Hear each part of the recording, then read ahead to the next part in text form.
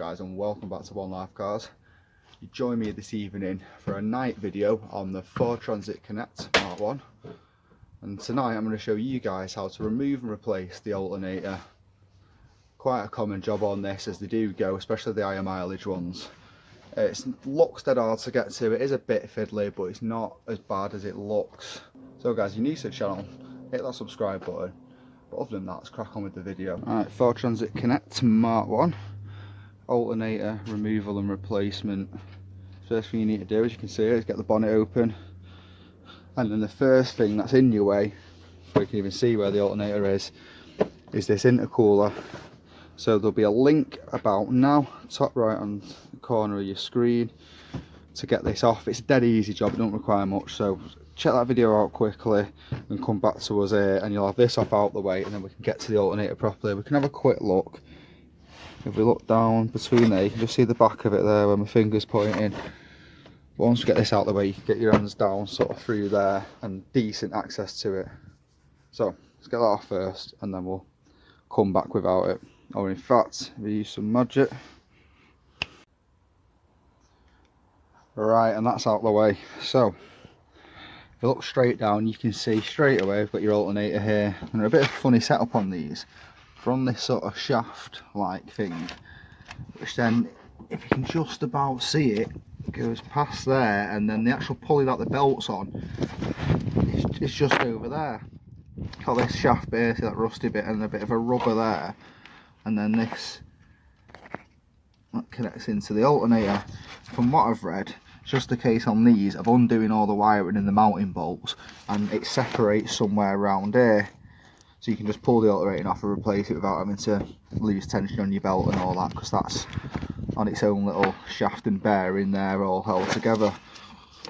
So first thing you want to do is disconnect your wiring, which is this connection here, which is just a little cap. You might get a flat screwdriver in. Oh no, I managed to do that with my fingers, or just get a little flat screwdriver in that bit, or just squash down with your thumb like so. Get that out of the way.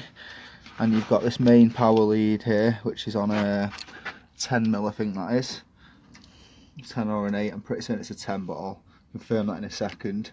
Also, it's probably a good idea to disconnect your battery at this point too, because that'll probably be a constant live.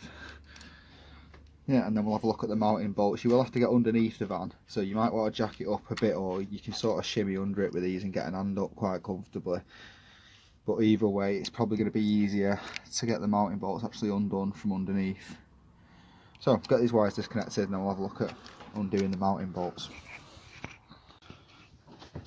Right, just to confirm, that is a 10mm for the big red lead going into the alternator, and I've had to use a couple of small extensions, or if you've got one long one, to get up here with a ratchet. It makes it a bit easier.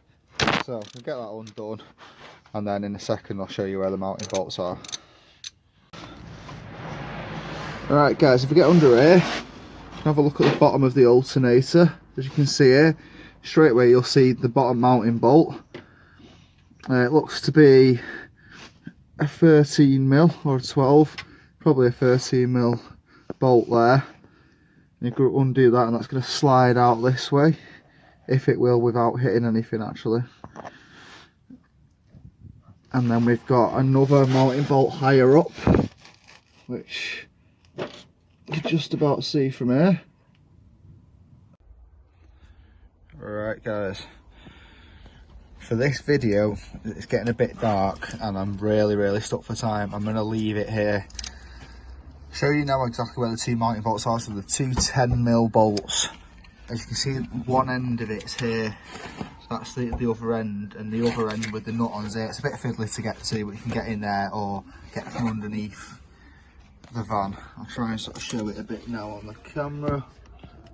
There, you can just about see it there. There's your other 10mm bolt, and the one underneath that I've already shown.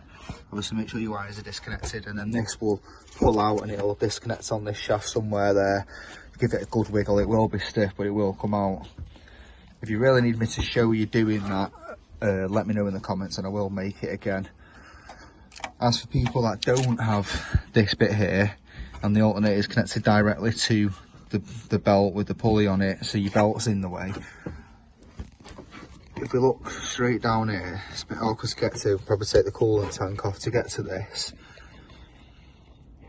There's a pulley with a 15mm bolt on it, and that's your tensioner.